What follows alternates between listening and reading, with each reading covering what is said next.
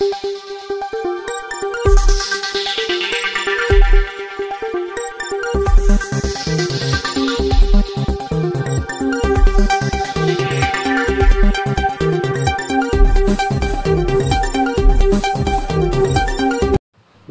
Asian news चॅनलमध्ये आपले स्वागत आहे। कळवण शहरातील शिवाजीनगर येथे मोठ्या उत्साहामध्ये देवीचे आगमन झाले। यावेळी संबळच्या तालावर महिला व पुरुषांनी फेर धरत आपला आनंद व्यक्त केला। यावेळी साई कृपा कॉलेजचे सर्व सदस्य उपस्थित होते। नितीन पगार आणि पोपट आहिरे यांनी यावेळी सपत्नीक पूजा केली।